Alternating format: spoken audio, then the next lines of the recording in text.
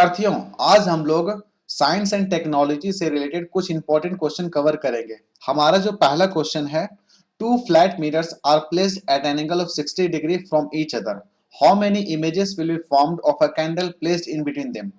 इस केस में हम लोग क्या करेंगे, दो फ्लैट मिरर है, आपस में एंगल 60 डिग्री दिया हुआ है, नंबर ऑफ इमेजेस बताना है जब एक कैंडल को बीच में रख देंगे। तो इसको सॉल्व करने का सिंपल सा फॉर्मूला क्या होगा, हम लोग क्या करेंगे, इस केस में एक फॉर्मूला आता है, that is the number of images form. क्या होता है, number of images form equal to 360 degree divided by angle, क्या 360 डिग्री डिवाइडेड बाई एंगल -1। तो यहाँ पे एंगल क्या दिया हुआ, 60 डिग्री दिया हुआ है, तो 360 डिग्री डिवाइडेड बाई 60 कितना होगा, 6 होगा, -1 इक्वल टू 5।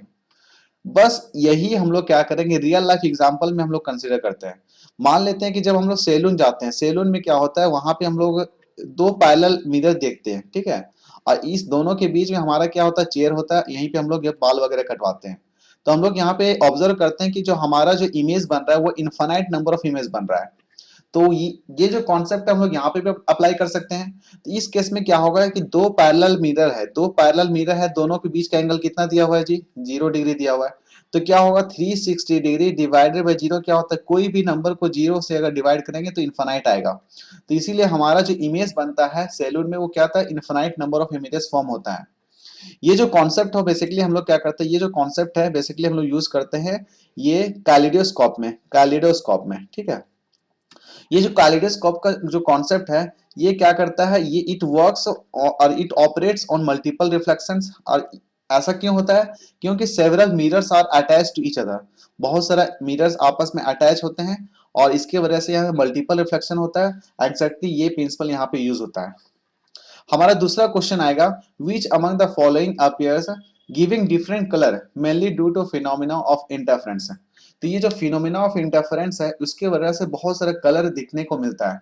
तो सोप बबल को अगर नहाते समय देखोगे तो उसमें देखोगे कि बहुत सारा हम लोग का जो कलर है उसमें डिफरेंट डिफरेंट कलर दिख रहा होगा, ठीक है। वो क्यों होता है, क्योंकि इंटरफेरेंस की वजह से होता है। सिमिलरली जो रेनबो होता है, इस केस में भी हमारा रेनबो में क्या होता है, ड्रॉपलेट्स ऑफ वाटर होता है। इस केस में भी हमारा क्या देखने को मिलता है कि जो कलर दिखता है बहुत सारे डिफरेंट डिफरेंट कलर दिखने लगता है। तो ये भी इंटरफेरेंस का ही वजह से हो रहा है। और जो अगर एक और चीज हम लोग ऑब्जर्व करते हैं, जब रोड है, रोड में हम लोग ऑयल को गिरा देते हैं तो ऑयल के ऊपर का जो एक फिल्म बनता है उसमें भी डिफरेंट बहुत सारा कलर देखने को मिलता है। तो ये भी किसकी वजह से हो रहा है, ये फिनोमिना ऑफ इंटरफेरेंस की वजह से ही हो रहा है। टिंकलिंग ऑफ स्टार में भी हमारा फिनोमिना ऑफ इंटरफेरेंस होता है, क्योंकि यहाँ पे भी ये जो कॉन्सेप्ट है रिफ्रैक्टिव इंडेक्स वाला, from denser to rare, rare to denser, तो यह मल्टीपल रिफ्रैक्शन होता है, उसके वजह से इंटरफेरेंस होने के चांसेस होता है और उसके वजह से हम लोग क्या करते हैं, डिफरेंट कलर्स अपीयर होता है। ये चारों फिनोमिना, हमारा आंसर क्या होगा, चारों फिनोमिना के लिए अप्लाई हो रहा है, ये चारों ऑप्शन हमारा सही होने वाला है, ठीक है। अगला है हमारा, an object is executing uniform circular motion, ठीक है। कोई ऑब्जेक्ट है जो कि अपना एक यूनिफॉर्म सर्कुलर मोशन में मूव कर रहा है। तो क्वेश्चन बोल रहा है, which of the following quantities remains constant during the object motion. अगर कोई क्वांटिटी है जो कि कांस्टेंट रह रहा है तो वो हो सकता है स्केलर क्वांटिटी। तो स्केलर क्वांटिटी का जो मैग्नीट्यूड होता है हमेशा कांस्टेंट होता है। वेक्टर क्वांटिटी में दो आ जाता है, एक that is magnitude as well as direction. तो इस केस में देख रहे हैं हम लोग वेलोसिटी या एक्सेलरेशन, तो वेलोसिटी तो चेंज हो रहा है कि एक इंस्टेंट मोमेंट में क्या हो रहा है, इसका डायरेक्शन चेंज हो रहा है, तो पहला ऑप्शन तो नहीं होगा जी। हाँ, दूसरा क्या होगा, that is speed and velocity. तो स्पीड तो हमारा क्या, मैग्नीट्यूड हमेशा कांस्टेंट है, स्पीड तो सही है, वेलोसिटी का डायरेक्शन चेंज हो रहा है तो ये तो नहीं है। तो पहला ऑप्शन तो नहीं होने वाला, दूसरा भी नहीं होगा। स्पीड एंड एक्सेलरेशन, एक्सेलरेशन भी हमारा वेक्टर क्वांटिटी, तो ये भी नहीं होगा।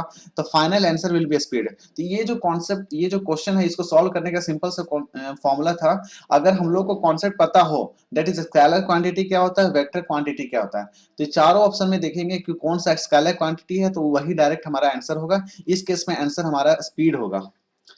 हमारा जो अगला क्वेश्चन है, when two object of different mass are acted upon by the same force। देखो इंपॉर्टेंट क्वेश्चन है, देख लो, for the same time means force constant कर रहे हैं और साथ में टाइम भी कांस्टेंट लगा रहे हैं और दो अलग अलग बॉडी है, then both bodies acquire here same velocity, same momentum, same acceleration, same speed. तो इस यहाँ पे हम लोग क्या करेंगे, न्यूटन्स का सेकंड लॉ अप्लाई करेंगे। फोर्स क्या होता है, force is directly proportional to rate of change of momentum, ठीक है। तो इस केस में अगर हम लोग डीपी इक्वल टू क्या कर सकते हैं, अगर कोई कांस्टेंट ले ले के, ठीक है, एफ इंटू डी टी। तो इस केस में एफ तो हमारा कांस्टेंट है, बोल ही दिया, सेम फोर्स कांस्टेंट है हमारा फॉर द सेम टाइम। तो अगर हम इसको इनडायरेक्टली इंटीग्रेट करते हैं डीपी इक्वल टू क्या हो जाएगा, के तो बाहर आ जाएगा, कांस्टेंट एफ भी बाहर आ जाएगा, हमारा डायरेक्टली इंटीग्रेट हो जाएगा डीटी। तो पी इक्वल टू क्या हो जाएगा, मोमेंट मोमेंटम इक्वल टू के इंटू एफ इंटू डायरेक्टली जितना टाइम तक हम लोग इंटीग्रेट करेंगे टी, और टी भी हमारा कांस्टेंट है, कितना टाइम तक लिया। तो यहाँ पे मोमेंटम जो हुआ, मोमेंटम हमारा क्या होगा, कांस्टेंट होगा।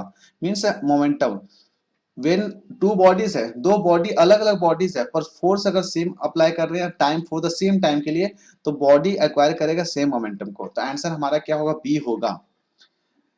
नेक्स्ट क्वेश्चन हमारा, due to which of the following phenomena the colour glass appear white when crush into fine powder. ये इंपॉर्टेंट कॉन्सेप्ट है। इस केस में क्या करना है, हमारे पास एक कलर्ड ग्लास था, उसको हम लोग क्या करके क्रश करके पाउडर फॉर्म बना दिए। अब क्या कर रहे हैं, उसमें एक व्हाइट लाइट को इंसिडेंट करवा रहे हैं। जो व्हाइट लाइट को इंसिडेंट करवाएंगे तो इसमें हम लोग जो व्हाइट जो क्रश ग्लास है जो कलर के फॉर्म में था, उसको व्हाइट हम लोग को पाउडर फॉर्म दिखा, वो व्हाइट दिख रहा था।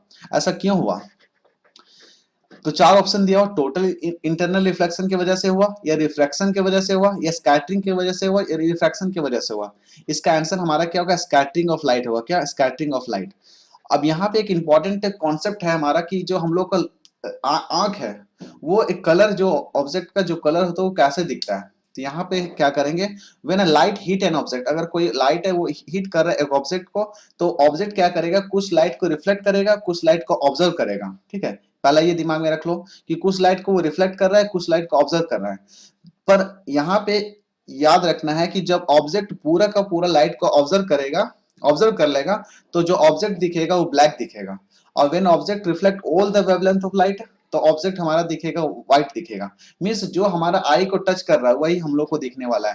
तो इस केस में क्या हो रहा है कि जो क्रस्ट, जो हमारा ये था क्रस्ट फॉर्म में व्हाइट हो गया, पूरा का पूरा लाइट हमारा स्कैटर कर गया, कोई ऑब्जर्वेशन हुआ नहीं, मींस कोई ऑब्जर्वेशन नहीं हुआ, पूरा का पूरा लाइट क्या वो रिफ्लेक्ट कर गया। तो यहाँ पे हमारा व्हाइट लाइट देखने को मिला। अगला क्वेश्चन है, light year is a unit of which of the following है। तो लाइट ईयर किसका यूनिट है, डिस्टेंस का, टाइम का, प्रेशर का, पावर का। तो आंसर हमारा क्या होगा, यहाँ पे डिस्टेंस होगा। Light year is a unit of which of the following quantity, answer will be distance. One light year क्या होता है, one light year is the distance travel by light in a vacuum in one year. One light year क्या होता है, one light year is the distance travel by light in a vacuum in one year is called light year. ठीक है, तो one light year में कितना distance travel करता है, दैट इज 9.46 इंटू 10⁻15, कितना 10⁻15 मीटर। और एक और चीज हम लोग को पता है कि velocity of light in vacuum क्या होता है, 3 इंटू 10⁸ मीटर पर सेकेंड। काफी इजी है। नेक्स्ट हमारा है, व्हाट इज ऑप्टिकल फाइबर से रिलेटेड क्वेश्चन है कि optical fibre technology works on which of the following principle of physics है। आइदर ये बर्नौलीज प्रिंसिपल पे काम करती है, न्यूटन्स लॉ ऑफ मोशन पे काम करती है, ये टोटल इंटरनल रिफ्लेक्शन पे काम करती है, फोटो इलेक्ट्रिक इफेक्ट पे काम करती है। तो इसका आंसर क्या होगा, काफी इजी क्वेश्चन है, हम लोग ऑलरेडी ये बेसिक साइंस है जो कि हम लोग क्लास 7-8 में पढ़े थे। That is total internal reflection will be the answer. That is optical fibre technology works on this principle, that is total internal reflection. ये हम लोग यूज क्यों करते हैं, because it helps in transmitting light signal from one place to another without a loss of energy, means without negligible loss of energy. यहाँ पे हमारा जो लाइट सिग्नल होगा वो आराम से पास हो जाएगा। इसलिए हम लोग क्या करते हैं, कॉपर केबल को यूज ना करके हम लोग क्या करते हैं, ऑप्टिकल फाइबर यूज करते हैं। थैंक यू दोस्तों, हम लोग अगला जो कंटिन्यू होगा हम लोग आगे कंटिन्यू करेंगे।